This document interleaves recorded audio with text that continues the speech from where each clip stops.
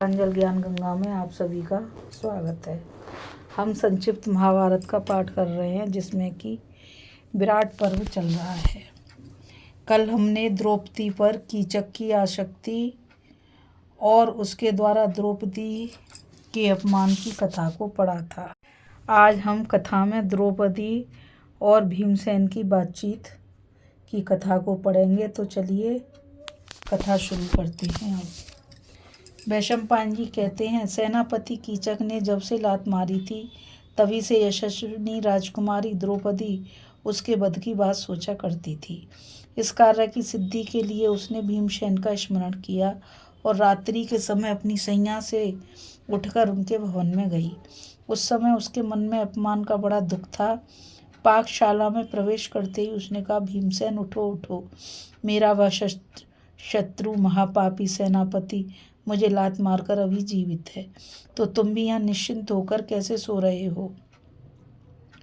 द्रौपदी के जगाने पर भीमसेन अपने पलंग पर उठ बैठे और उससे बोले, प्रिय, ऐसी क्या आवश्यकता पड़ी कि तुम उतावली सी होकर मेरे पास चली आई। देखता हूँ तुम्हारे शरीर का रंग अस्वाभाविक हो गया है, तुम दुर्बल और उदास हो रही हो। क्या कारण है, पूरी बात बताओ जिससे मैं सब कुछ जान सकूं। द्रौपदी ने कहा, मेरा दुख क्या तुमसे छिपा है, सब कुछ जानकर भी क्यों पूछते हो। क्या उस दिन की बात भूल गए हो जबकि प्रतिकामी मुझे दासी कहकर भरी सभा में घसीट ले गया था। उस अपमान की आग में मैं सदा ही जलती रहती हूँ। संसार में मेरे सिवा दूसरी कौन राजकन्या है जो ऐसा दुख भोगकर भी जीवित हो। वनवास के समय में दुरात्मा जयद्रथ ने मेरा स्पर्श किया, वह मेरे लिए दूसरा अपमान था, पर उसे भी सहना ही पड़ा। अब की बार पुनः यहाँ के धूर्त राजा विराट की आंखों के सामने उस दिन कीचक के द्वारा अपमानित हुई। इस प्रकार बारंबार अपमान का दुख भोगने वाली मेरी जैसी कौन स्त्री अपने प्राण धारण कर सकती है। ऐसे अनेकों कष्ट सहती रहती हूँ, पर तुम भी मेरी सुध नहीं लेते। अब मेरे जीने से क्या लाभ है। यहाँ कीचक नाम का एक सेनापति है जो नाते में राजा विराट का साला है। वह बड़ा ही दुष्ट है। प्रतिदिन शैलेंद्री के भेष में मुझे राजमहल में देखकर कहता है कि तुम मेरी स्त्री हो जाओ। रोज रोज उसके पापपूर्ण प्रस्ताव सुनते सुनते मेरा हृदय विदीर्ण हो रहा है। इधर धर्मात्मा युधिष्ठिर को जब अपनी जीविका के लिए दूसरे राजा की उपासना करते देखती हूँ तो बड़ा दुख होता है। जब पाकशाला में भोजन तैयार होने पर तुम विराट की सेवा में उपस्थित होते हो और अपने को बल्लभ नामधारी रसोइया बताते हो, उस समय मेरे मन में बड़ी वेदना होती है। यह तरुण वीर अर्जुन जो अकेले ही रथ में बैठकर देवताओं और मनुष्यों पर विजय पा चुके हैं, आज विराट की कन्याओं को नाचना सिखा रहे हैं। धर्म में शूरता और सत्य भाषण में जो संपूर्ण जगत के लिए एक आदर्श थे, उसी अर्जुन को स्त्री के भेष में देखकर आज मेरे हृदय में कितनी व्यथा हो रही है। तुम्हारे छोटे भाई सहदेव को जब मैं गौओं के साथ ग्वालों के भेष में आते देखती हूँ तो मेरे शरीर का रक्त सूख जाता है। मुझे याद आता है जब वन को आने लगी थी, उस समय माता कुंती ने रोकर कहा था,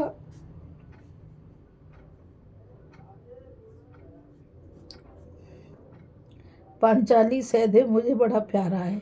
यह मधुरभाषी धर्मात्मा तथा अपने सब भाइयों का आदर करने वाला है, किंतु है बड़ा संकोची।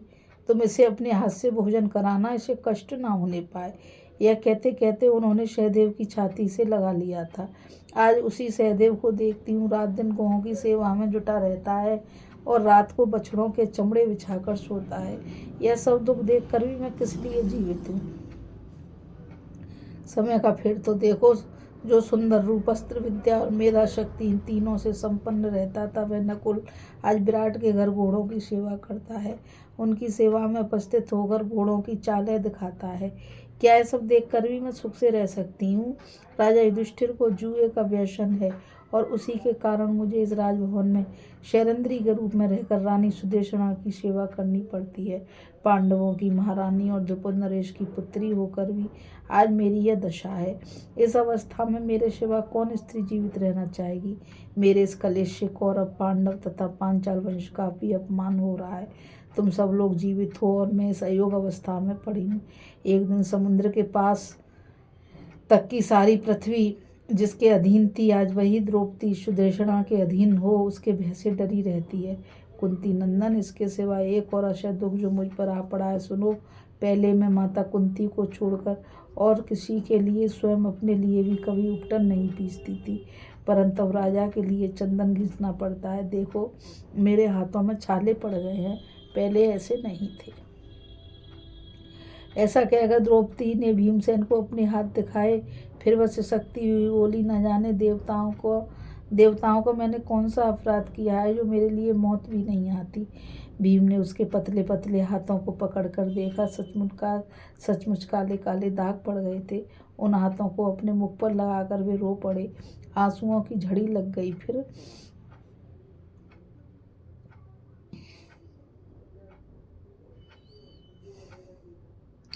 आंतरिक कलेश से पीड़ित होकर भीमसेन कहने लगे, कृष्णे, मेरे बाहुबल को धिक्कार है, अर्जुन के गांडीव धनुष को भी धिक्कार है, जो तुम्हारे लाल लाल कोमल हाथ आज काले पड़ गए हैं। उस दिन सभा में विराट का सर्वनाश कर डालता, अथवा ऐश्वर्य के मद से उन्मत्त हुए कीचक का मस्तक पैरों से कुचल डालता, किंतु धर्मराज ने रुकावट डाल दी।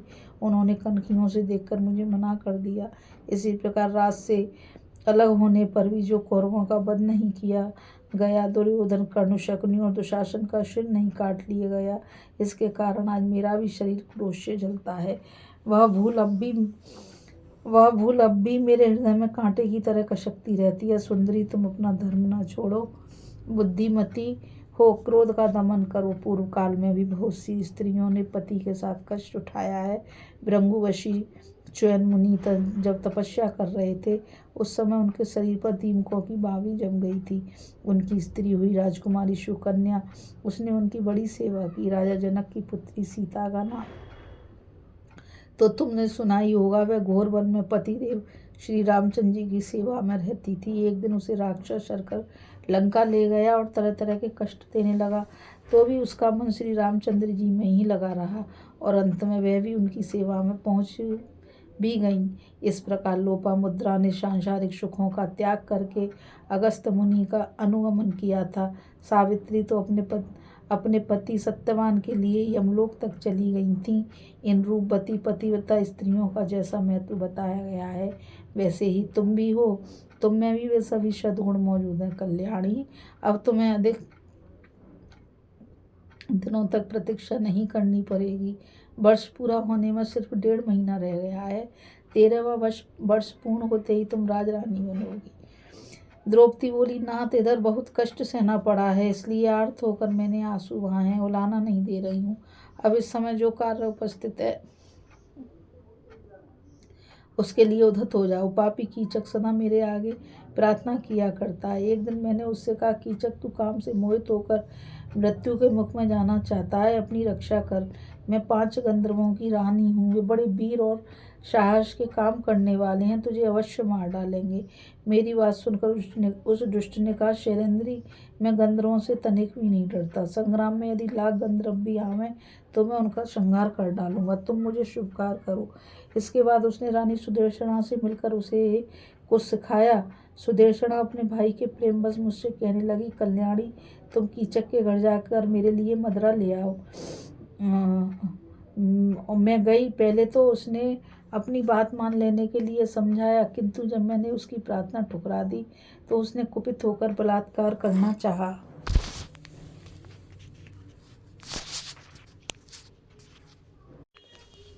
उस दुष्ट का मनोभाव मुझसे छिपा ना रहा, इसलिए बड़े बेग से भागकर मैं राजा की शरण में गई। वहां भी पहुंचकर उसने राजा के सामने ही मेरा स्पर्श किया और पृथ्वी पर गिराकर मुझे लात मारी। कीचक राजा का सारथी है। राजा और रानी दोनों ही उसे बहुत मानते हैं, परंतु है बड़ा ही पापी और क्रूर। प्रजा रोती चिल्लाती रह जाती है और वह उसका धन लूट लाता है। सदाचार और धर्म के मार्ग पर तो वह कभी चलता ही नहीं। उसका भाव मेरे प्रति खराब हो चुका है। जब मुझे देखेगा कुत्सित प्रस्ताव करेगा और ठुकराने पर मुझे मारेगा।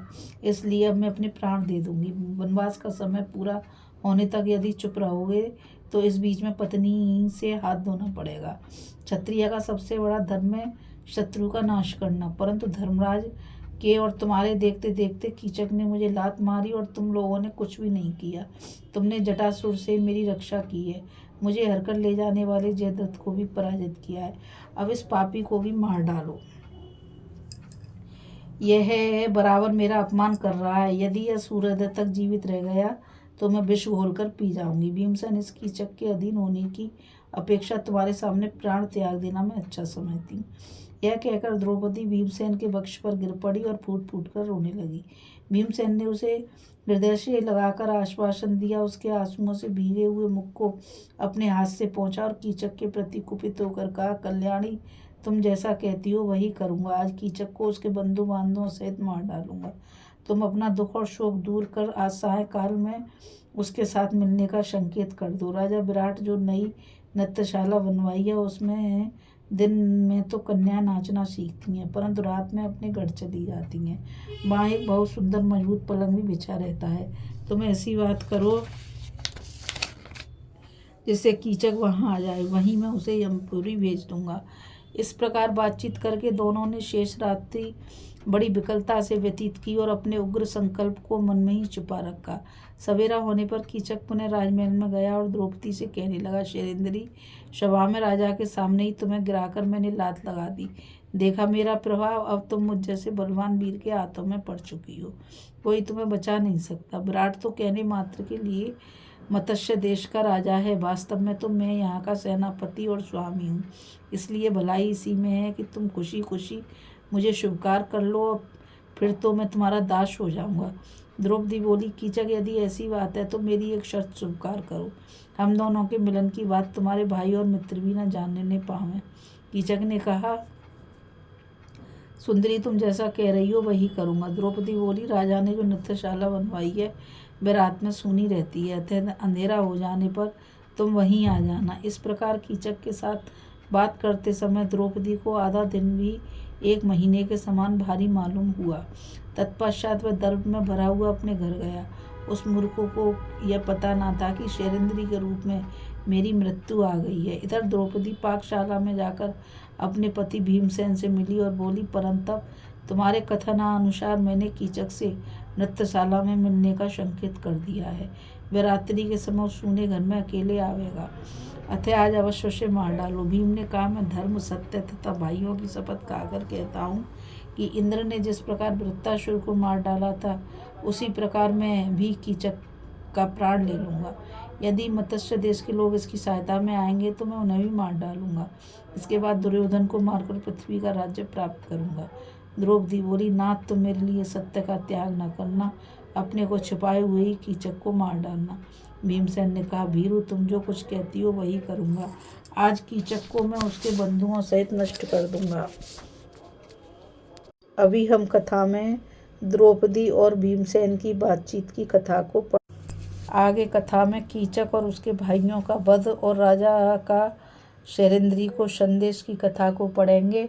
इस कथा में बस इतना ही। मुझ गीता रावत को आज्ञा दीजिए। कल फिर मिलेंगे एक नई कथा के साथ। और मैं आप सभी से यही कहना चाहूँगी कि आप इस चैनल को ज़्यादा से ज़्यादा लाइक, शेयर और सब्सक्राइब कीजिए ताकि ये अमूल्य ज्ञान अधिक से अधिक लोगों तक पहुँच सके। राधे राधे। जय श्री कृष्णा। नमस्कार।